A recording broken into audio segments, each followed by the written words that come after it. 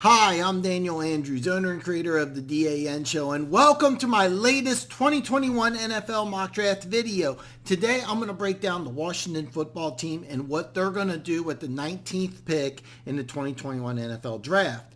Now, if you're new to my channel and you like football, welcome home. You're in the right place. Go ahead, hit that subscribe button, and while you're at it, ring the bell to get notified of all my latest videos. Currently, I release a new mock draft video every Monday, Wednesday, and Friday.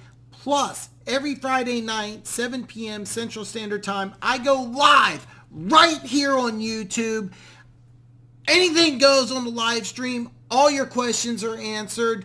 And hey, now that I got that over with, let's break down the Washington football team. When Ron Rivera took over as a head coach of the Washington football team, he was allowed player control. And it was very obvious that the team was going to be molded in his image. This is a tough, hard-nosed football team that started out 2-7, but finished 7-9, winning the NFC East against. There's not too many 2-7 teams that win division titles. I actually can't think of one off the top of my head. This may be the only team that did it, and it's important in the draft because I'm looking at a team that's going to draft like Ron Rivera, but in the past, Daniel Snyder, the owner, has made flashy, more exciting draft picks, which makes a lot of sense if you're the owner. So it's really going to kind of determine who's really running the draft as to who this team's going to pick. Because I got a feeling if Daniel Snyder's in charge, he's going to go for that eye candy. And the most eye candy player out there in this mock draft would be Jalen Waddle, who has no business being on the board this late in the draft. And the Washington football team was 25th in scoring, 30th in yards last year. So taking the number one offensive weapon here makes a lot of sense. You're not expecting a player this explosive to be available. And here's the thing, there's nobody on this team that can electrify an offense better than Jalen Waddle, and he hasn't even played it down yet. He's that exciting of a player. He's instant offense. And just drafting him and putting him on the field, you instantly make the defense play further back. You have to account for the deep threat. You instantly make everything better. It makes the running game better because you can't put that extra person in the box. You got Jalen Waddle who can blow the top off of any defense. Plus, it allows Terry McLaurin and Logan Thomas room to operate underneath, plus a newly signed Curtis Samuel. So this makes a lot of sense because most mock drafts have him way long gone, but somehow he's fallen down and down. So Waddle could easily be the pick here. Another temptation would be Micah Parsons here. And I don't think this is going to happen here at Washington, but if it does happen, if Micah Parsons is the pick, it's because Ron Rivera is all in on this kid.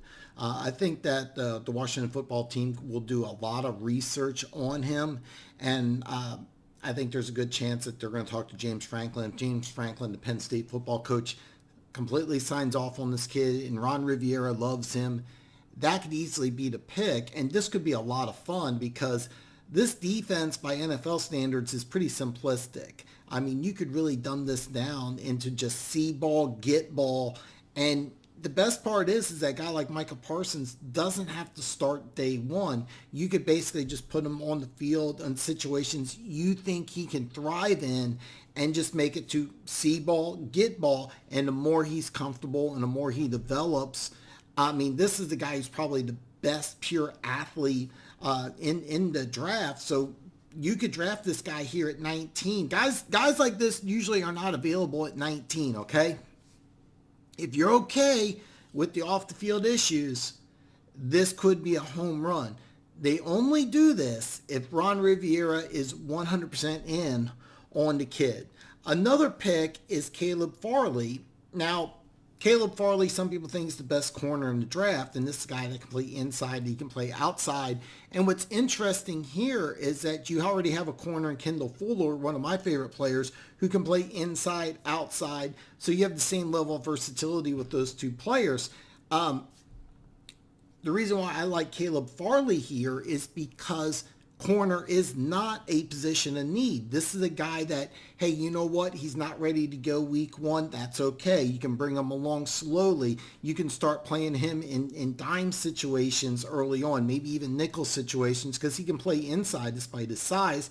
You know, the 6'2" guy, usually you want to put him outside. Caleb Farley's a different type of athlete. So it makes a lot of sense if you want to roll the dice here. Now, I think his injury issues push him out a little further. I don't think he's really the guy you want here at 19, but it makes sense because usually the athletically speaking, he's the number one corner in the draft. Normally, a guy who's this type of athlete is not available at 19. Personally, the three players I mentioned are picks that could very easily happen, but if I'm looking at Ron Rivera and just kind of going by what kind of a team that he wants to run and what kind of coach he is, I really think that the way the mock draft is going, that he's got narrowed down to two different players. The first would be the Travion Moehrig out of the safety out TCU. The reason why I like Moehrig here is that they spent $84 million last offseason on Landon Collins, and he missed the last part of the season. So you went ahead and you had a 7th round pick, Cameron Curl, come in. He played some really good football. I think ideally what you would want is Landon Collins to come back and be the level of player that he is one of the best strong safeties in football. You could have Moehrig play free safety because they used a couple different players at safety. And the best part is about drafting Moehrig here, he doesn't have to start day one.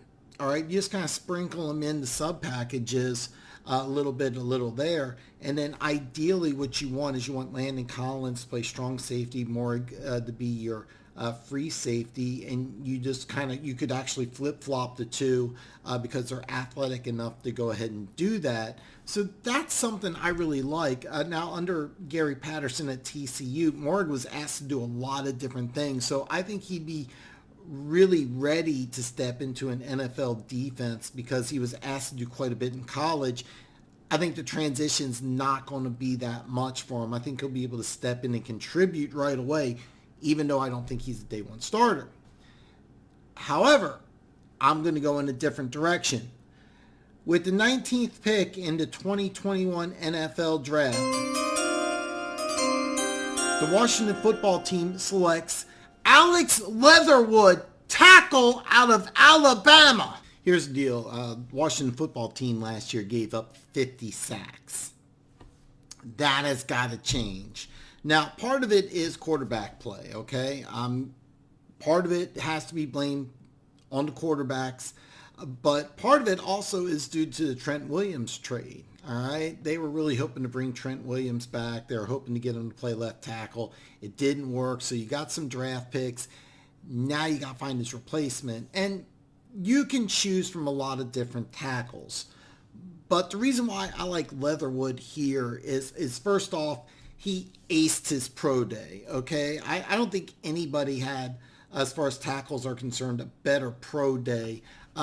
He has a massive wingspan, excellent vertical, excellent broad jump, plus he ran a 4.96 in the 40. Just phenomenal pro day. Second is his college production. He was the Outland Award winner. That award goes to the best offensive lineman in college football.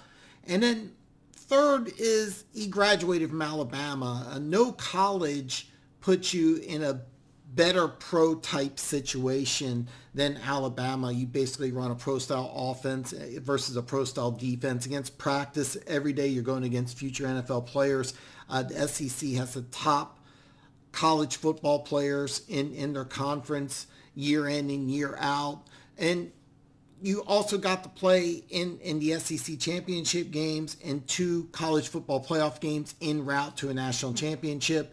In my opinion, you need a plug-and-play guy here, and at 19, you can't find a better plug-and-play guy, at least in my mock draft, than Alex Leatherwood. So that's the reason why I have the pick here for the Washington football team. Now, did you like the pick? Did you boo me? It's okay if you did, but ultimately leave a comment below and let's talk football because that's the whole point of these videos anyway. So look, if you enjoyed the video, don't forget, give me a thumbs up. And look, if you haven't already, hit that subscribe button. It really helps me out. So now, if you're watching this when I release it, I try to release it at noon on Central Standard Time. There's a live stream tonight. Yeah, I go live here on YouTube, 7 p.m. Central Standard Time.